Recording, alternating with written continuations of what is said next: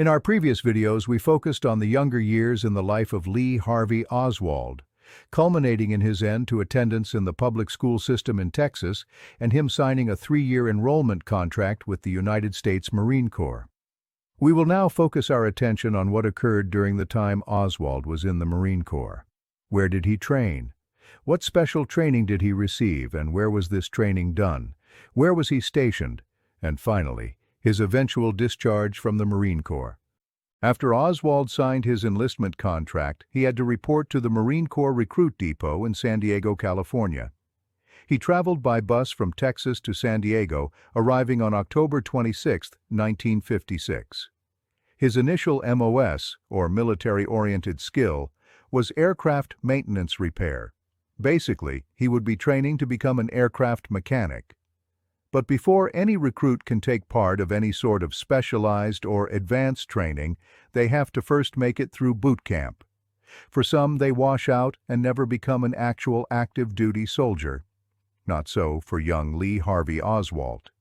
He successfully completed boot camp in San Diego and then went on to his assigned training at Camp Pendleton, which eventually changed because Oswald did not become an airplane mechanic. He became an advanced radar operator. But we'll have more on that later. There are many aspects of training associated with going through boot camp for any military organization. But whether you are a Marine in the Navy or in the Army, you have to qualify on the range with a .45 caliber sidearm, a rifle, as well as a riot gun, more commonly referred to as a shotgun. Oswald's score on the range was .212, which was barely enough to obtain the rating of sharpshooter. On a marksman, sharpshooter, expert scale. In January of 1957, Oswald went from San Diego to Camp Pendleton with the same 8-man squad he had been training with up to that point. They all shared the same tent together at Camp Pendleton, so these guys were in close quarters the entire time they did their training, and one would think that later, when investigators were doing their due diligence to understand Oswald's personality or possible state of mind, that they would interview these guys. But only a single person was ever interviewed by the FBI. That person was Alan Feld. None of these Marines were ever interviewed by the Warren Commission. Feld said that Oswald continually discussed politics and was left-wing in his political beliefs. Feld also said that on 5 different occasions when the members of the squad would leave, they would all go together to either Tijuana or Los Angeles. But Oswald never went with them, and he always did his own thing. The only other person from Camp Pendleton who recalled Oswald and was interviewed by the FBI was Sergeant Donald Goodwin, who supervised the group of 20 men, which included Oswald. Sergeant Goodwin was a DI, or training NCO, and these men who train these young recruits are both feared and respected by the trainees. I can state this from personal experience. Goodwin told the FBI that Oswald was a radio communicator and that he, quote, owned or had the use of a private automobile and spent a lot of time and effort reupholstering the interior. Now, this is interesting because we know that Lee Harvey Oswald did not have a driver's license and he didn't know how to drive. We also know that Oswald's job was not in radio communications. It was in aircraft maintenance. The current Marine Corps designation for this MOS is 60XX. So, why would Sergeant Goodwin be so far off base with his assessment for Oswald's designated duties? Was he just misremembering his accounts with Oswald? DIs, or training NCOs, see a lot of bodies pass through their viewfinder as time goes by, and he could just be remembering someone else. Sergeant Goodwin says that he was with Oswald during the entirety of the 90 or so days that Goodwin spent at Camp Pendleton. In June of 1957, Goodwin was transferred to another division, and Oswald was still at Camp Pendleton when he left. Goodwin's recollection of the dates combined with the Marine Corps unit diaries for Goodwin sets the stage for yet another conflict and the overall timeline of Lee Harvey Oswald. Warren Commission Exhibit 1961 provides a list of all of Oswald's assignments while he was in the Marines, and that document says that Oswald arrived at Camp Pendleton on January 20th of 1957 and then left for training at a base in Jacksonville, Florida, on February 26th of 1957. But remember, Sergeant Goodwin puts Oswald at Camp Pendleton in June of 1957, and he's not the only one who disagrees with the Warren Report timeline. Alan Feld told the FBI that he was with Oswald at Camp Pendleton in March, April, and May of 1957. The Marine Corps unit diaries that lists the names of the Marines in each unit and their whereabouts says that Feld arrived in Jacksonville in May of 1957, which confirms the timeline statements he related to the FBI. In addition to Goodwin's and Feld's statements and the corresponding Marine Corps unit diary, Oswald himself provided a handwritten statement about his background to the Dallas police when he was arrested in 1963. In that statement, Oswald said that he served at Camp Pendleton from April to May of 1957. So the statements from Goodwin, Feld, and Oswald himself are all in conflict with the Warren Report timeline. Clearly, there is a discrepancy between CE 1961, the Warren Report's official timeline, and the recollections of Donald Goodwin and Alan Feld, both of which are bolstered by the actual Marine Corps unit diaries that show they were, in fact, where they said they were at the times they said they were there. There certainly exists yet another oddity associated with what the Warren Report reports and the testimony or statements by those individuals that were associated with Oswald at that time. And none of these various conflicts have ever been reconciled. After Oswald left Camp Pendleton, the Warren Report says that he attended Aviation Fundamental School in Jacksonville, Florida from March 18th until May 3rd of 1957. During his 6 weeks in Jacksonville, Oswald finished 46th in a class of 54 and was promoted from private to the rank of private first class. Oswald's next assigned duty station was Keesler Air Force Base in Biloxi, Mississippi, where he would learn about aircraft surveillance and the use of radar. This is where Oswald's initial MOS changes. Aircraft Maintenance Technician has a designated MOS of 60XX, whereas a Radar Technician or Radar Specialist is designated MOS 5948. Daniel Powers was Oswald's direct superior while he was stationed at Keesler Air Force Base. Powers' first impression of Oswald was that he was somewhat of a loner. He was meek and could easily be led, and his general personality would alienate the group against him. He was known as the frail little puppy in the litter and was nicknamed Ozzie Rabbit because of his meekness. Powers told the Warren Commission that Oswald would usually go back to New Orleans, which is about 2 hours away from Biloxi, every weekend. At this time, Oswald's mother was living in Fort Worth, Texas. The only person Oswald knew well enough to stay with overnight in New Orleans was his aunt Lillian Murrett. When one examines Powers' statements, it yet again raises inconsistencies between the documents and the Warren Report conclusions. Remember, CE 1961 says that Oswald was in Jacksonville from March 18th until May 3rd. Then Oswald took a train directly to Biloxi with Daniel Powers and other Marines. CE 1961 then says that Oswald was stationed in Biloxi from May 4th until June 19th. But Oswald's aunt, Lillian Merritt, told the Warren Commission that Oswald visited her briefly in late April of 1957 on a Saturday. They went to lunch, and Oswald told his aunt that he was going to be stationed at Keesler Air Force Base in Biloxi. Then she dropped him off near the custom house near the river.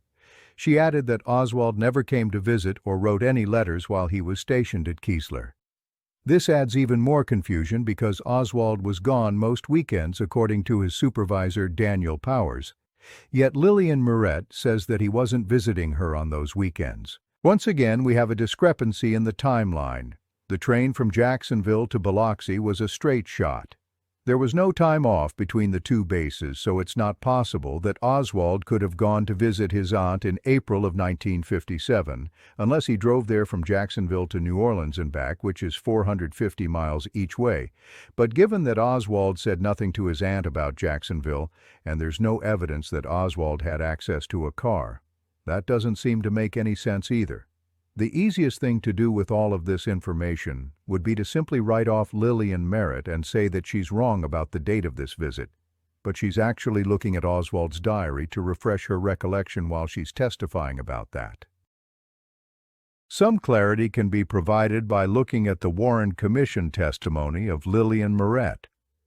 Commission counsel Albert Jenner gave Moret a document that he said was CE 540, and she had this document in front of her during the following testimony exchange.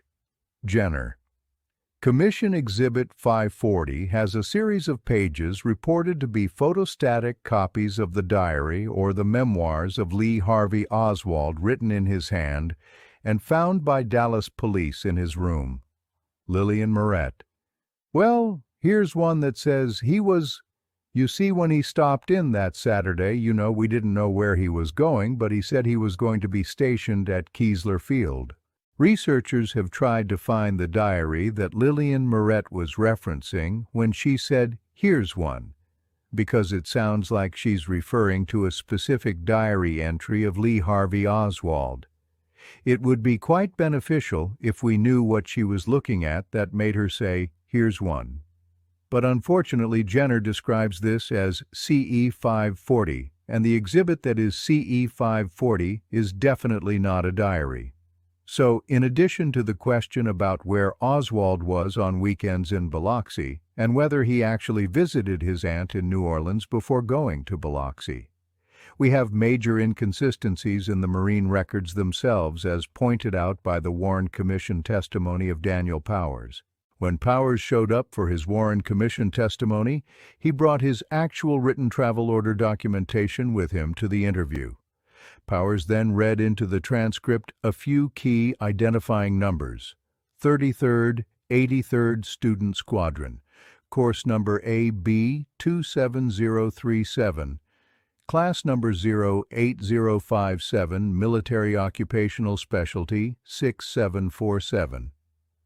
The problem is that these numbers that were in the document that Powers read to the Commission do not match the same numbers for Lee Harvey Oswald that are in the Warren Commission volume as Folsom Exhibit 1. Specifically, on page 119, Oswald's orders dated May 27th of 1957 listed the course number as AB 27330, not 27037. The class number was listed as 2447, not 08057. Also, on Oswald's student summary of technical training document for Keesler, it says that he was in Military Occupational Specialty 6741, not 6747, and that he was in the 338th Student Squadron, not the 33rd 83rd. Now, either Daniel Powers was just making up random numbers from the document in front of him and lying to the Commission, or we have yet another confusing situation of the evidence not lining up with the other known facts. This reporter can see no good reason why Oswald's paperwork wouldn't match up with his superior's paperwork that was about Oswald from the same period of time. Can you? On July 9, 1957, Oswald reported to the Marine Corps Air Corps Station in El Toro, California, to prepare for a deployment to Japan. He departed from San Diego for Yokosuka, Japan on August 22nd on the USS Catamount and arrived in Japan on September 12th. From September 12th through November 20th, Oswald served at the Atsugi base, which had 117 Marines. Atsugi hosted the Joint Technical Advisory Group, which was an operations base for the CIA in the Far East. The U-2 spy plane was based out of 3 locations, 2 in the Middle East and 1 at Atsugi, Japan. Oswald was responsible for actually guarding the U-2 in the hangar. The U-2 flew over not just Russia, but China as well. This information about the Chinese U-2 flights was not a well-known fact. About a month after arriving in Japan on October 27th, Oswald shot himself in the left elbow when he dropped a .22 caliber Derringer, a non-military issued gun that was illegal for Oswald to possess, which Oswald had apparently acquired before getting on the ship. Paul Murphy, a Marine who bunked in the cubicle next to Oswald, heard the shot, and he rushed in and found Oswald sitting on the locker and looking at his arm. Without emotion, Oswald said, "I believe I have shot myself." This story was confirmed by 4 other Marines who were nearby: George Wilkins, Richard Shear, Jerry Pitts, and Robert Ogg. After Oswald accidentally shot himself in the arm, he then spent 2 weeks at the hospital recuperating from his injury. Then he was sent back to his unit for a November 20th, 1957 trip to the Philippines for 4 weeks.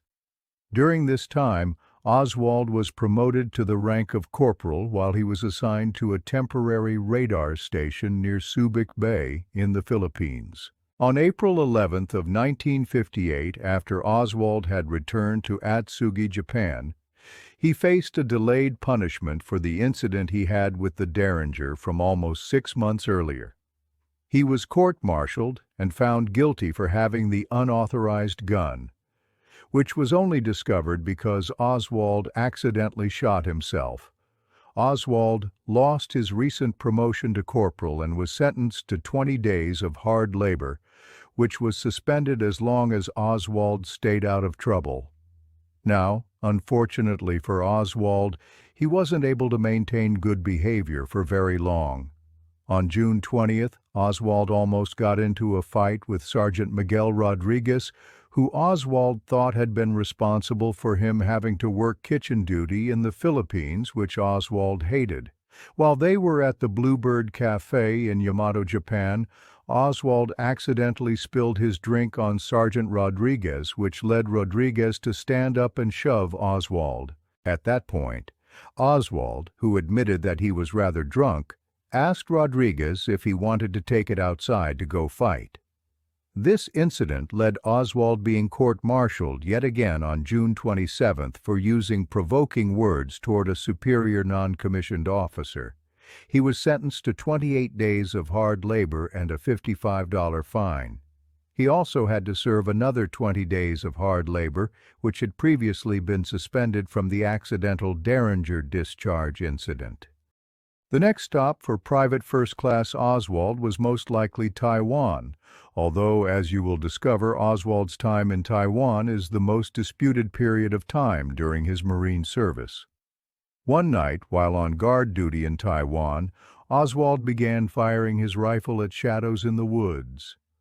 When Lieutenant Charles Rhodes reached him, Oswald was slumped against a tree, shaking and crying. He told Rhodes that he had seen men in the woods that he challenged with the standard halt and identify command that all soldiers know of from their training. He then started shooting into the woods. As Oswald was walked back to his tent, he kept repeating that he could no longer bear being on guard duty. Oswald was then sent back to Japan to recuperate, ultimately returning to Atsugi on October 5, 1958. Lieutenant Rhodes said that he thought Oswald staged the entire episode on purpose just so he could be sent back to Japan, which, as it turns out, is exactly what happened. This incident in Taiwan is not mentioned in the Warren Report. All that the Warren Report says about this period of time is that Oswald left Atsugi for the South China Sea on September 14th and was in Taiwan on September 30th, and then he returned to Atsugi on October 5th. There is no discussion at all of Oswald shooting in the woods and freaking out. That anecdote apparently became famous from Edward Epstein's book Legend: The Secret World of Lee Harvey Oswald. Gerald Posner and Vincent Bugliusi repeated the Taiwan Guard duty freak-out story in their books, which both are strong proponents of the Warren Report version of events. Now, despite the Warren Report claiming that Oswald was in Taiwan, and despite Posner and Bugliusi embracing the Warren Report narrative, there is reason to believe that Oswald never traveled to Taiwan at all.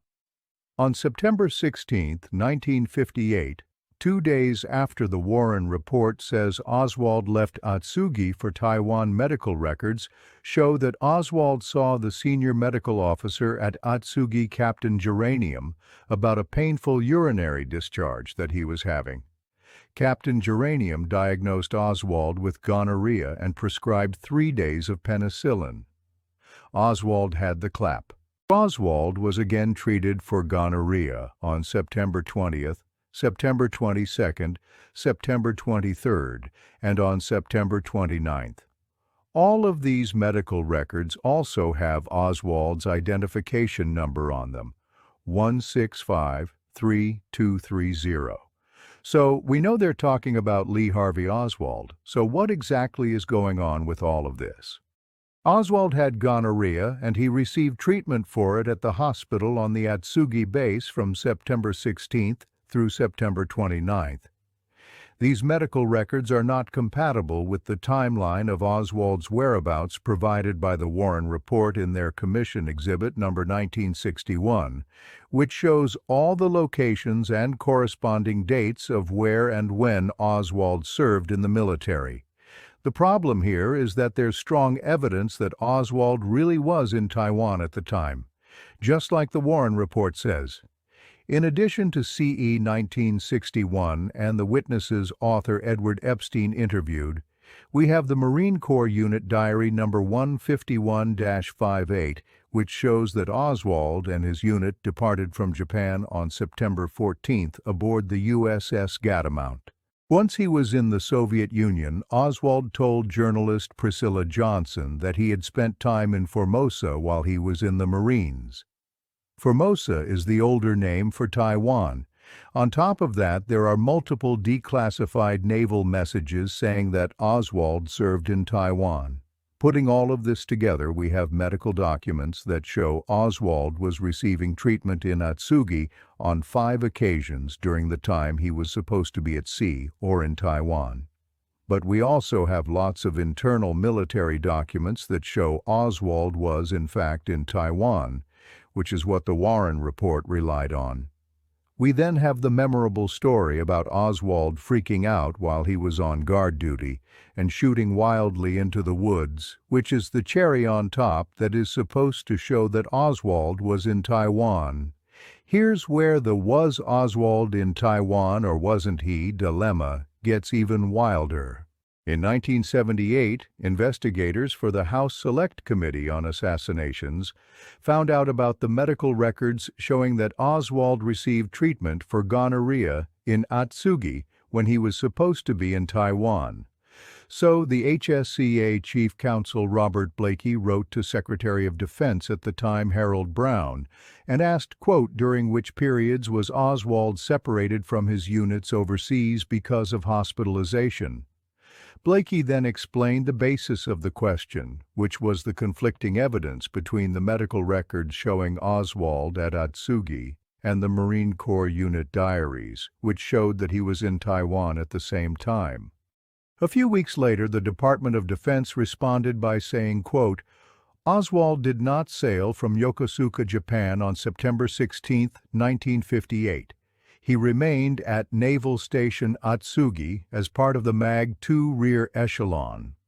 Relying on this letter from the Department of Defense, the HSCA found that Oswald never went to Taiwan at all. The HSCA said, quote, "It does not appear that he spent any time in Taiwan." This finding is contrary to that of the Warren Commission, but the Commission analysis was made without access to the unit diaries of Oswald's unit. This whole question of was Oswald in Taiwan is one of the most mysterious topics surrounding his time in the military. There's overwhelming evidence that he was in Taiwan. We have the unit diaries, the statement from Lieutenant Rhodes, who found Oswald after he had shot into the woods, Oswald's own references to being in Taiwan while talking to reporters, and several declassified naval communications about Oswald's background once he was in the Soviet Union. They all say that he was in Taiwan. On the other hand, you have just a few pages of medical records showing that Oswald was still in Atsugi. The notion that the Department of Defense would overrule the Warren Commission to the HSCA and say that Oswald never went to Taiwan at all makes no sense given all of the competing evidence that establishes that he was in Taiwan. Whatever the end result of all this confusion ends up being, the fact of the matter is we may never really know if he was in Taiwan or if he stayed in Atsugi. But this is just one portion of Oswald's time in the Marines, and we'll find more contradictory examples as this portion of this investigation goes on. We will be examining more details regarding Oswald's time in the Marine Corps as the series progresses, and I can assure you there are going to be a lot more very odd instances where things just don't line up with the official narrative set forth by the Warren Commission.